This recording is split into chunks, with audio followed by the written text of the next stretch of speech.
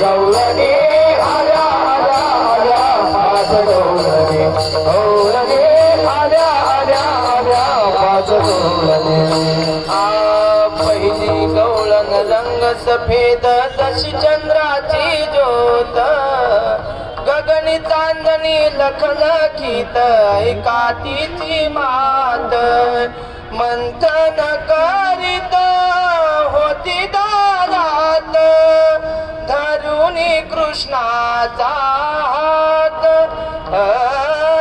ऐशा आल्या पाच गवळणी आल्या आल्या आल्या पाच गवळणी. नाथ महाराज म्हणतात पहिली गवळण पांढरी शुभ्र होती. ही चाल जी म्हणतोय आमचे वैकुंठवासी रामचंद्र बाबा बोधे समोर समाधी आहे की नाही, त्यांची ऐकून ऐकून बसलेली. संस्थेत जो बसला त्याला चाली बसवायचं काम नाही, आपोआपच भजन तयार होत. बर, दुसरी गवळण कशी होती? दुसरी गवळण भाळी भोळी रंग हळदीहुनी पिवळी पिवळा पितांबर नेसून आली अंगी बुट्टेदार चोळी एक लहान तनू मर कवळी जशी ताफ्याची कळी ऐशा आल्या पाच गवळणी. तुम्ही म्हणाल मग पांढऱ्या पिवळ्याच होत्या का? तिसरी गवळण रंग काळा नेसून आली चंद्रकळा काळे काजळ देऊन डोळा रंग तिचा सावळा काळी गर सोळी नेऊनी गळा आली राजस बाळा ऐशा आल्या पाच गवळणी आल्या आल्या आल्या पाच गवळणी. चौथी गवळण रंग लाल लाल लाल ही लाल कपाळी कुमकुम चिरी लाल भांगी भरोणी गुलाल मुखी विडा रंग लाल जसे डाळिंबीचे फुल ऐशा आल्या पाच गवळणी. पाचवी गवळण हिरवा रंग अवघ्या झाल्या जंग हिरव्या कांकणाचा पहा रंग जसे आरशीत जडले भिंग फुगडी खेळता कृष्णा संग एकनाथ अभंग. अशा पाच रंगाच्या पाच गवळणी आल्या. तुम्हाला वाटतं मॅचिंग आताच निघाली, तेव्हापासून पाचवी गवळण हिरवा रंग अवघ्या झाल्या दंग आणि तिनं कंकण कसे भरले होते हिरव्या कांकणाचा पहा रंग. सगळ्या गवळणी अशा पाच रंगाच्या पाच गवळणी आल्या. त्यात एक म्हातारी होती आणि श्री गुरु राऊत बाबा सांगतात ती म्हातारी गवळण तिला पुढं केलं. तिनं यशोदेला सांगितलं, यशोदे माझ्या गालाकडे जरा बघ. तिचा गाल असा सुजलेला होता. यशोदा म्हटली, आजी तुम्हाला काय तुमच्या मालकाने मारलं की काय? ती म्हटली, मालक मारत नाही, मालक माझ्यावर फार प्रेम करतो, मालक माझी लुगडी सुद्धा धुतो, असं बाबा म्हणतात. बरं मग मालकाने नाही मारलं तर तुमच्या गालावर बोट कशी काय उमटली? तिनं सांगितलं, अगं तुझ्या घरच्यानी मारलं. माझ्या घरच्यानी म्हणजे माझ्या नवऱ्याने? नाही नाही, आणखी एक तुझ्या घरी आहे ना बहादर. ती म्हटली, मग 5 वर्षाचे माझे बाळगे अंगणी माझ्या खेळे गे का लटकाची घेता आळगे गोकुळच्या नारी. माझं 5 वर्षाचं लेकरू आहे बाई. ती म्हटली, तुला लय लहान दिसतं पण ते फार महान आहे. म्हटले, काय केलं? म्हटली, मला काय विचारते, तुझ्या कृष्णाला विचार त्याने मारलं की नाही. तो म्हटलं, आई खरंच मीच मारलं. मग कृष्णा का मारलं? तो म्हटला, मी नाही सांगणार, म्हातारीला विचार का मारलं. म्हातारी म्हटली, अगं काही नाही, दिवसभर रानात काम केलं, संध्याकाळी येऊन ओट्यावर बसली होती आणि हा तुझा कृष्ण हातात पेटलेली सनकाडी घेऊन चालला होता. सनकाडी म्हणजे जुन्या काळात काडी पेटी नव्हती, एका घरी आग पेटवली, चूल पेटवली की मग ती सनकाडी पेटून दुसऱ्या घरी घेऊन जायची. तो सनकाडी पेटून संध्याकाळच्या वेळेला घरी घेऊन चालला आणि मी त्याला विचारलं, कृष्णा कुठे चाललास रे? असं म्हटल्यावर त्याने माझ्या घराकडे हात केला आणि सांगितलं, हे घर पेटवायला चाललो. असं म्हटल्यावर मी म्हटली, माझं घर? तो म्हटला, हो हो तुझंच घर. बर, पुन्हा त्यानं ती सनकाडी दिली फेकून आणि जरा जवळ माझ्या आला आणि विचारलं, कुणाचं घर आहे? मी म्हटली, माझं घर आहे. पुन्हा त्याने विचारलं, कुणाचं घर आहे? मी म्हटली, माझं घर आहे. आणि मग तिसऱ्यांदा त्याने विचारलं, कुणाचं घर आहे? मी तिसऱ्यांदा माझं म्हटलं की खार दिशी माझ्या कानाखाली लावले. मग यशोदे खरं सांग, आपल्या घराला आपलं म्हणणं हा काय गुन्हा आहे का? असं म्हटल्यावर कृष्ण म्हटलं, आई जगातली कुठलीच वस्तू माझी म्हणायची नाही, माझी म्हटली की कानाखाली बसलीच. विठ्ठल विठ्ठल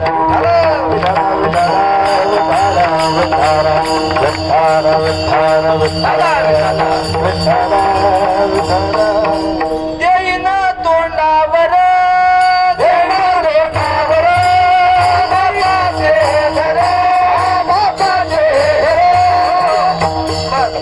आम्हाला एवढंच पाठी माऊलींचं आहे.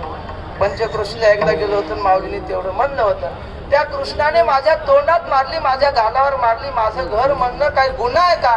देवानं सांगितलं सगळं जग कुणी केलं? सगळं जग देवानं केलं की नाही? आपण जन्मण्याच्या आधी आपली जमीन होती, आपण मेल्यानंतर सुद्धा जमीन इथंच राहणार आहे. मग त्या जमिनीला आपण आपलं कसं काय म्हणायचं? हे घरही आपलं नाही, काही आपलं नाही, हे सगळं कुणाचे? चाले हे शरीर कोणाची असते, कोण बोलवी ते हारी बिन. सगळ्या गवळणी गाराने सांगू लागले. एक गवळण बाबांची सांगतो आणि थांबतो. एक गवळण म्हटले, कृष्णा सगळ्या गवळणींना तू त्रास दिलास, फक्त माझ्या घरी येऊन दाखव, अशी तुझी घोड मोडीन ना, बघ मग तुला मी पकडूनच दाखवीन. देव म्हटला ठीक आहे, आम्ही न बोलावता जातो, आज तर तुमचं आमंत्रण आहे, आम्ही आज तुमच्याकडे चोरी करायला येणार. मग रात्री ती गवळण तिनं ठरवलं, आज आपण जागरण करायचं, हा आला की याला पकडायचं. ती गेली घरी, जागरण करून बसली तिथं दारात. 12 वाजले, 12:30 वाजले, 1 वाजला तरी कृष्ण काही येईना. मग ती म्हटली, ह्या कारट्यांचं काय खरं असतं का? 1 वाजला, आता कुठे येणार आहे? ती जाऊन झोपली. आणि देवानं मग काय, देवानं रात्री 1 नंतर चोरीचा आणि तिथं सगळ्या गोपाळांना एकत्र आणून सगळ्यांना आत नेलं आणि जेवढं काही दहीदूध होतं सगळं दहीदूध पोरांना खायला दिलं. ह्याने खाल्लं नाही, ह्याने काय केलं, लोणी घेतलं आणि आपल्या अंगाला सगळ्यात चोळून घेतलं. बाबा सांगायचे. आणि मग सगळ्यांचं खाऊन झाले. मग पोट केला गड्यांनी वाट, एरे एरे नारायणा बोलो आबोलण्या. पुन्हा सगळ्यांनी सांगितलं, देवा आमचं पोट भरलं. मग देवानं सांगितलं, आता जा सगळेजण निघा. असं म्हटल्यानंतर ते पोरं ते काही गपचूप जाणार आहेत का? त्यांनी सगळ्यांनी गर्जना केली, पुंडलिक वरदारी अशी गर्जना केली. वारकऱ्यात सुरुवातीला एकदा पुंडलिक असतं, पुन्हा पंगत उठताना एकदा असतं की नाही, तसे पंगत उठताना ह्यांनी गर्जना केली. मग ती गवळण जागी झाली, हे सगळे पळाले आणि ह्यांचा मुखिया हातात सापडला, कृष्ण तिच्या हातात सापडला.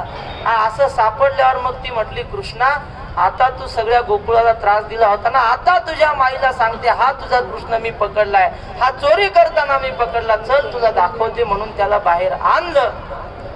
आणल्यावर मग काय महाराज, सगळे गोपाळ तिला विनंती करू लागले, मावशी अहो सोडून द्या, राजकारणात थोडं मागं पुढं होतच असतं, एवढं काय त्याच्यात. असं ती म्हटली, तुम्ही मध्ये पडू नका, आता मी ह्याच्या माईला सांगणारच आहे, ह्याची माईला खरं पटत नाही ना, आज मी दाखवणार आहे त्याच्या माईला. आणि ती रस्त्याने निघाली. सगळे गोपाळ तिच्या मागे विनंती करू लागले, अहो सोडा, आमचा चेअरमन आहे, तुम्ही जर आमच्या चेअरमनला धरलं तर आमची संस्था कशी काय चालायची? तिनं कुणाचे ऐकायला ती तयार नाही, तोऱ्यात होती, रागात.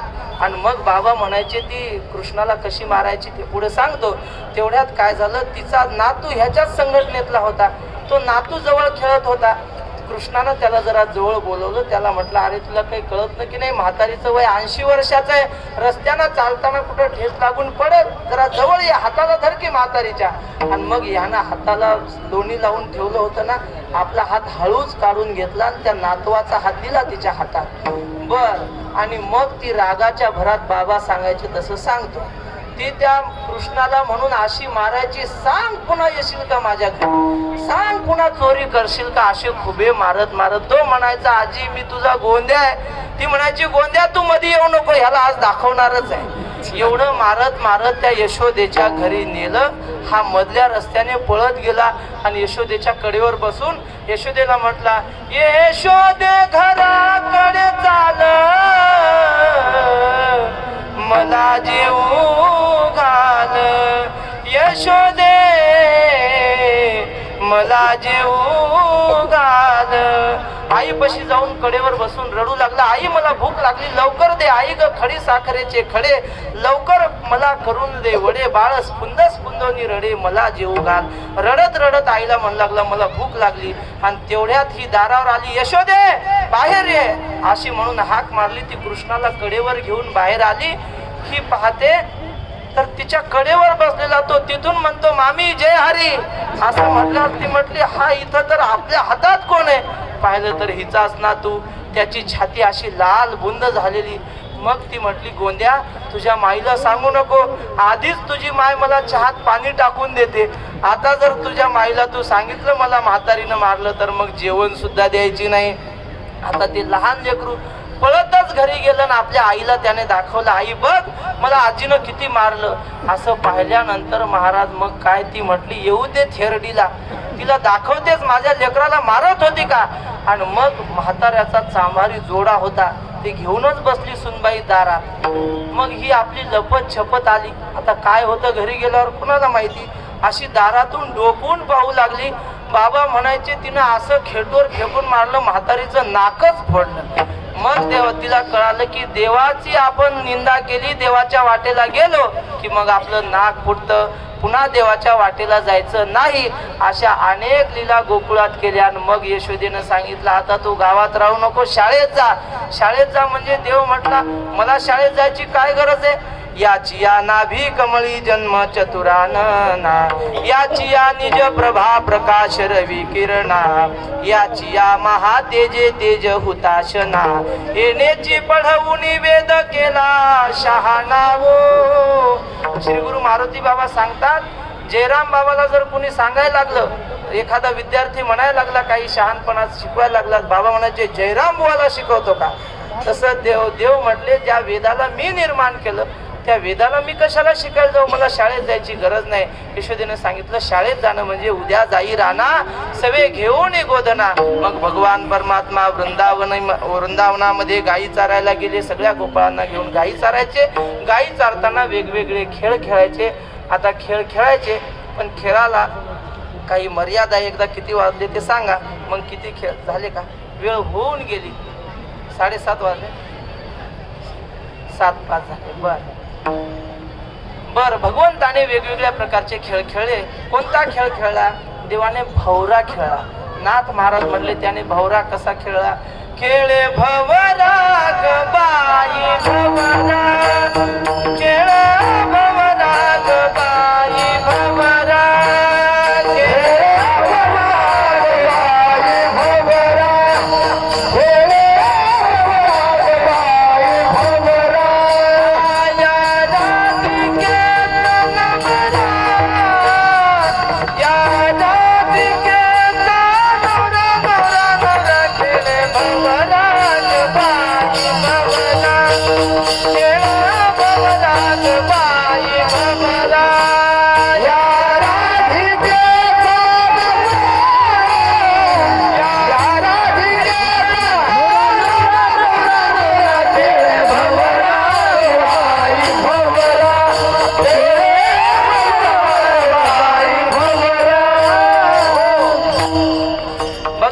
भवरा खेळानंतर हुतुतू खेळला. भगवंताने 2 आजे गट केले. एका बाजूनं बलराम दादाचा गट, एका बाजूनं श्रीकृष्णाचा गट.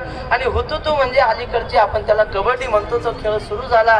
पहिला डाव पेंद्याने द्यायला सुरुवात केली. पेंद्या हुतुतू करत आला आणि देवाने सगळ्यांना खुणवलं. हा सगळ्यांना त्रास देतो ना, ह्याला पकडल्याशिवाय सोडायचंच नाही, याला असं पकडायचं, ह्याची फोडच मोडली पाहिजे. मग सगळ्या गोपाळांनी बरोबर डाव साधला आणि पेंद्याचा पायच धरला. नुसता पाय धरून थांबले नाही, त्या पेंद्याच्या उरावर बसले 5-6 जण. तरी सुद्धा तो पेंद्या दम काय सोडत नव्हता. तू तू म्हणायचा आणि त्या पाठीकडे हात करायचा. बाबा सांगायच्या. मग देव त्या पेंद्याच्या जवळ गेला.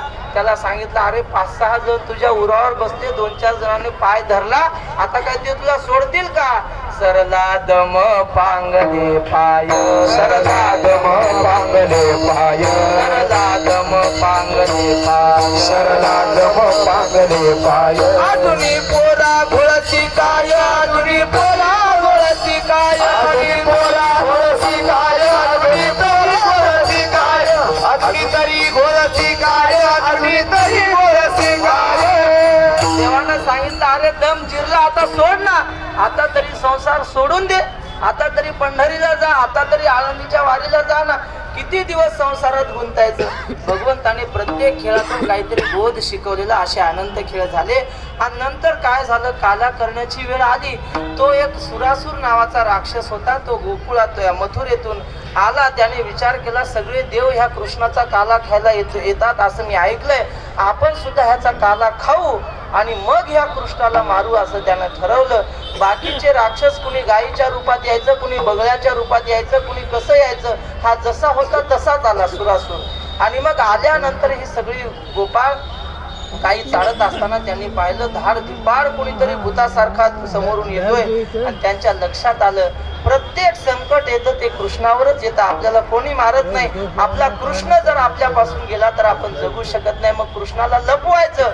म्हणून त्या सगळ्यांनी काय केले, एक घोंगडी खाली आथरली, त्याच्यावर कृष्णाला झोपवलं, त्याच्या अंगावर 2-4 जणांच्या घोंगड्या टाकल्या आणि त्या सगळ्या घोंगड्यांवर यांनी भाकरी सोडल्या, म्हणजे भाकरीचा असा ढीग केला जेणेकरून कृष्ण त्याला दिसला नाही पाहिजे. तो सुरासूर जवळ आला आणि त्याने विचारलं का रे तुमच्यातला कृष्ण कोण आहे. मग एक बारका आला गोपाळ समोर, त्याने सांगितलं कृष्ण आज आलाच नाही म्हणे गाई वळायला. असं म्हटलं, तो म्हटलं का नाही आला. मग ते गोपाळ म्हटलं ते त्याच्या माईले विचारा, आम्हाला काय माहित का नाही आला, त्याच्या घरी जाऊन विचारा आईला. बर, हे सगळं बाबा सांगायच्या, ऐकलेलं सांगतो. मग त्याने आईला जाऊन विचारा असं सांगितलं. तो म्हटला नाही नाही तुम्ही कुठंतरी त्याला लपवला असेल. ते म्हटले नाही बाबा आम्ही नाही लपवलं. मग त्या बारक्या गोपाळाचं मनगट असं त्या राक्षसानं हातात धरलं आणि ते मनगट दाबायला लागला. ते गोपाळ मोठ्याने रडायला लागला, लहान गोपाळ होता. आणि मग ह्या कृष्णाला कुठे खाली दम निघतोय, आपल्या भक्ताला आपल्या सेवकाला त्रास होतोय देवाला. मग चैन पडेना, देव जरा हल्ल्यावर त्या भाकरीचा ढीग होता की नाही, त्या भाकरी खाली घसरायला लागल्या. असं झाल्यावर त्या सुरासुराने विचारलं का रे ह्या भाकरी का हलतात. त्या म्हटल्या त्या आम्ही अशाच आरल सरळ रचेल होत्या, त्या काय आम्ही व्यवस्थित रचल्या नव्हत्या, अशाच रचल्या होत्या. मग त्याने सांगितलं नाही नाही तुमचा कृष्ण याच्या खाली आहे वाटतं. असं म्हटल्यावर देवानं संधी द्यायच्या आधी देवच बाहेर निघले. देवाने विचारलं मामा अहो असं काय करता. अहो मी तुमच्या स्वागतासाठी तयारच आहे. त्या सुरासुराला माहित होतं याला जर आता मारलं तर काला मिळायचा नाही, मग काला खाऊन मग याला मारू. देव म्हटलं जा. तो सुरासूर म्हटलं जाऊ द्या, चला तुमचा काला करा. असं म्हटल्यावर कृष्णाने विचारलं मामा काला करतो आम्ही, पण म्हटले तुम्ही आंघोळ केली का. असं म्हटल्यावर तो सुरासूर म्हटलं नाही बा आंघोळ नाही केली. मग किती दिवसापासून आंघोळ. तो म्हटला 6 महिने झाले आंघोळ केली नाही. मग देव म्हटला हे बघा मामा आधी आंघोळ करून या, मग आपण सोहळ्यामध्ये काल्याचा प्रसाद घेऊ, तुम्ही आंघोळ करून या. बलराम दादाला सांगितलं दादा मामाला त्या डोहावर ने, कुठल्या त्या वरच्या आपल्या तिथं पाणी कमी आहे की नाही तिथं जास्त होतं, तिथं घेऊन जा म्हटले मामाला आंघोळीला. मामा का बरं. तो सुरासूर म्हटला अरे मला मामा का म्हणतो. तो म्हटला अहो तुम्ही मामाच्या गावून आले की नाही, कंसाचं मथुरा म्हणजे काय आमच्या मामाचं गाव, पण मामाच्या गावचे सगळे आमचे मामाच. बर, दादाला सांगितलं त्या डोहावर घेऊन जा. आणि मग बलराम दादा घेऊन गेले. तिकडं मोठा डोह होता, खोल डोह होता. बलराम दादाने विचारलं मामा पोहता येतं ना. त्याने सांगितलं अजिबात पोहता येत नाही. बरं काही काळजी करू नका, फार थोडं पाणी आहे, जरा आत जा. तर म्हटलं बघ भाषा पाणी नाही ना जास्त. नाही नाही थोडं पुढे जा, अजिबात पाणी नाही. आणि मग पुढे गेला आणि पुढे गेल्यावर तो बुडायला लागला. बलराम दादाच्या हातात नांगर होता, वर आला की पुन्हा नांगरानं खाली दाबायचा, पुन्हा वर आला की पुन्हा नांगरानं खाली दाबायचा. आता मरणार तेवढ्यात बलराम दादाने सोडलं, बाहेर आला आणि तो म्हटला का रे मारत होता का मला. असं म्हटलं. बलराम दादा म्हटला मामा तसं नाही, तुम्ही काय म्हटले 6 महिने आंघोळ केली नाही. मग आंघोळ स्वच्छ झाली पाहिजे की नाही, आंघोळ चांगली झाली पाहिजे म्हणून तुम्हाला पुन्हा पुन्हा मी बुडवलं. बरं असू दे चल म्हटले. इकडं भगवान श्रीकृष्णाने काय केलं, देवाला माहित होतं या सुरासुराचं मरण आपल्या हाताने नाही, ह्या सुरासुराचं मरण आहे मारुतीरायाच्या हाताने. मग आता मारुतीचं आवाहन करायचं. मनोजवम मारुततुल्य वेगम जितेंद्रियम बुद्धिमतां वरिष्ठम वातात्मजं वानरयूथ मुख्यम श्रीरामदूतं शरणं प्रपद्ये. मारुतीरायाचं आवाहन केलं, पण देवाला माहित होतं मारुतीराय या कृष्ण रूपाला आकृष्ट होणार नाही. देवानं सगळ्या गोपाळांना लपवलं आणि आपल्या हातातला वेणू बाजूला ठेवला आपलं मोरपीस काढलं आणि धनुष्य हातामध्ये घेतलं आणि रामरूप केलं आणि मग मारुतीरायाचं स्मरण केलं. मारुतीराय आले आणि देवाने सांगितलं, अरे मारुती, ते तुझं गिराईक आहे, आमच्या हाताने मरणार नाही. मग आल्याबरोबर मारुतीरायाची त्याची कुस्ती सुरू झाली. एका दणक्यात मारुतीरायानं कार्यक्रमच केला, मारून टाकला तो सुरासूर. आणि मग गोपाळ म्हटले, देवा आता आम्हाला भूक लागली, झाली आता वेळ म्हणती आकाशी दोऱ्या, झाली आता शिरोऱ्या, सारोनी सकळ, सारोनी सकळ, अरे अवघे गोपाळ, अवघे गोपाळ, झाली आता वेळ म्हणती आकाशी दोऱ्या, झाली आता वेळ म्हणती आकाशी दोऱ्या, झाली आता वेळ म्हणती आकाशी दोऱ्या, झाली आता वेळ म्हणती आकाशी दोऱ्या. भगवंताने सगळ्यांना एकत्र केलं. वेणू वाजवला, सगळ्या गायी एकत्र आल्या. वेणू कसा वाजवला? फक्त एक चरण म्हणतो, आमचे श्री गुरु शंकर नाना म्हणत असतात, त्यांच्या तालीत म्हणतो, तुझ्या मुरलीची ध्वनी अकल्पित पडली काणी, विव्हळ झाले अंतःकरणी, मी घरधंदा विसरले, विसरले, विसरले, विसरले, आहार सावळिया कैसी वाजवली मुरली, आहार सावळिया कैसी वाजवली मुरली, आहार सावळिया कैसी वाजवली मुरली, आहार सावळिया कैसी वाजवली मुरली. भगवंताने वेणू वाजवून सगळ्या गायींना, गोपाळांना एकत्र केलं, लहान लहान गोपाळांना जवळ घेतलं. आणि मग गोपाळांच्या शिदोऱ्या पाहिल्यावर देवाने सांगितलं, माझी आहे तैसी पाहे, नाही तरी घरात आहे चोरून या माये नवनीत आणावे, माझी जशी शिदोरी असेल तशी घेऊन या, जा घरी. असं म्हटल्यानंतर एक गोपाळ आला आणि तो म्हटला, देवा आता घरी कुठं जायचं? श्री गुरु मारुती बाबा सांगत असतात, 99 वर्षाचा म्हातारा, 95 वर्षाची म्हातारी, आणि दोघांचं भांडण झालं. संसार म्हणलं की भांड्याला भांड लागत असतं. आणि मग तो म्हातारा असा तापला, म्हणले जमदग्नीचा अवतार. तो म्हटला, म्हातारे अजिबात माझ्या घरी राहायचं नाही, जा तुझ्या बापाच्या घरी. असं म्हटल्यावर ती म्हटली, आता काय मसनात जाऊ का बापाच्या घरी? माझा बाप राहिला का? माझंच वय आता 95 वर्ष. मग तसं गोपाळांना देवानं सांगितलं, जा घरी. असं म्हटल्यानंतर गोपाळ म्हटले, देवा घरी जाऊन कोण आहे आमचं घरी? आता आमचं तुका म्हणे, हरी माझे कोणी नाही घरी, नका करू दुरी मज पाया वेगळे. मग देवानी सगळ्यांची शिदोरी एकत्र केली आणि एकत्र केल्यानंतर भगवंताने तो काला केला आणि आपल्या हाताने गोपाळांना वाटू लागले. शुकाचार्य वर्णन करतात, बिभ्रत वेणू जठरपटयो शृंगवेत्रे च कक्षे, वामे पाणो मशृणु कवलं तत्फलान्यंगुलीषु, तिष्ठन्मध्ये स्वपरि सुहृदो हासयन् नर्मभिस्वैः, स्वर्गे लोके मिषति बुभुजे यज्ञभुक् बालकीनि, पुण्डलीकवरदारि विठ्ठल श्री नामदेव राम पंढरीनाथ भगवान की जय, ज्ञानेश्वर महाराज की जय, जगद्गुरु तुकाराम महाराज की, सद्गुरु जोग महाराज की जय, ज्ञानेश्वर माऊली ज्ञानराज माऊली तुकाराम, ज्ञानेश्वर माऊली जय, ज्ञानेश्वर माऊली ज्ञानेश्वर माऊली ज्ञानेश्वर माऊली ज्ञानेश्वर माऊली, पुंडली कवरदारि विठ्ठल श्री नामदेव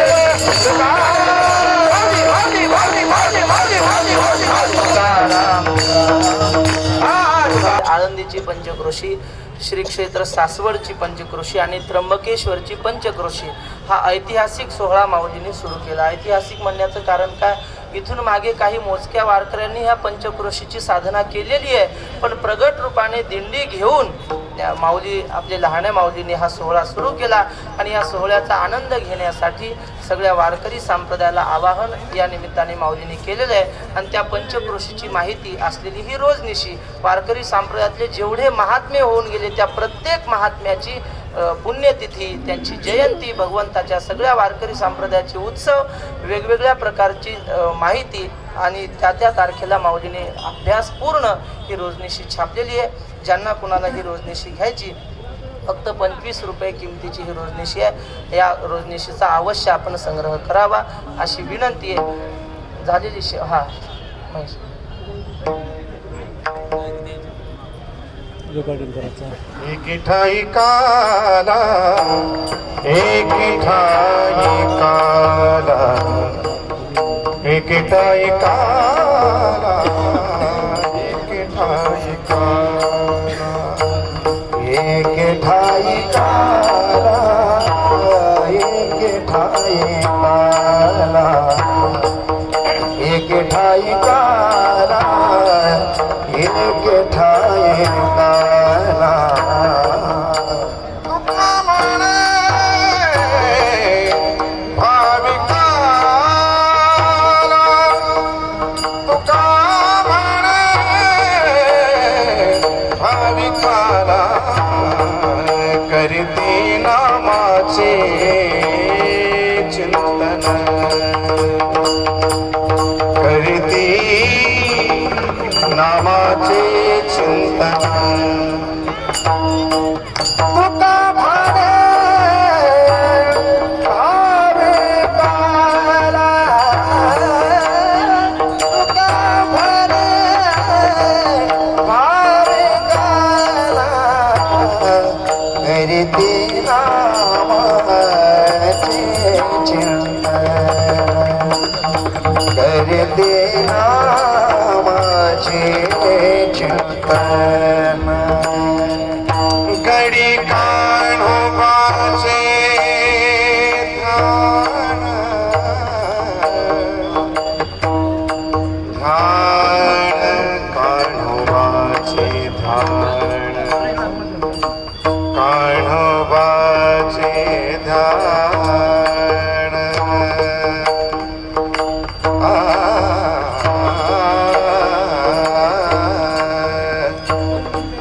गडी कान्होबाचे ध्यान, ध्यान, ध्यान, ध्यान, ध्यान, ध्यान. गडी कान्होबाचे ध्यान, कान्होबाचे ध्यान,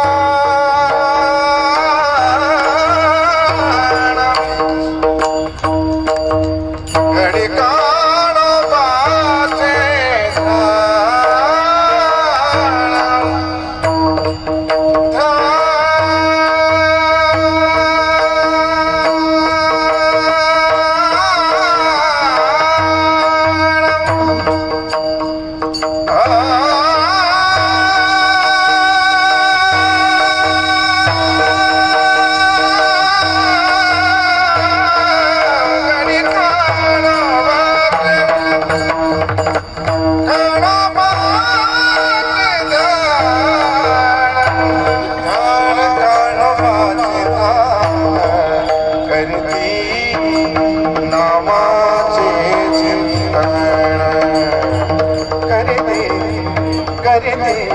नामाचे चिंतन.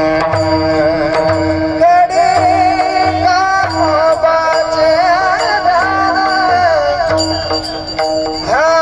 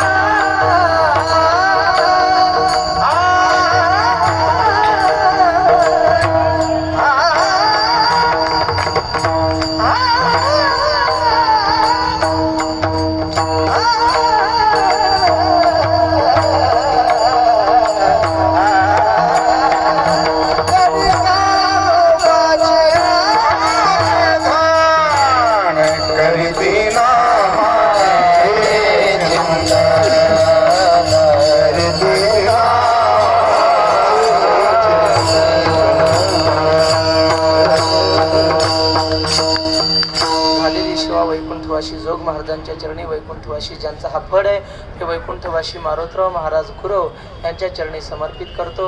वैकुंठवासी वक्ते बाबा श्री गुरु माऊली समोर उभे आहेत. आमचे श्री गुरु मोठे माऊली श्री गुरु मारुती बाबा या गुरुवरांच्या प्रसादाने जे मला काही सुचलं त्याप्रमाणे बोलण्याचा प्रयत्न केलेला आहे. योग्य असेल ते सद्गुरूंचं आहे, अयोग्य असेल ते माझ्या बुद्धीचे दोष समजा. ज्ञानोबारायांचा सोहळा या काल्याच्या कीर्तनाने या वर्षीचा थांबा घेतोय. जाताना माऊलीच्या चरणी एवढीच प्रार्थना करू की माऊली दरवर्षी असंच आम्हाला या सोहळ्याला बोलवत जा. शेवटची विनवणी संत जनी परिसावी विसरतो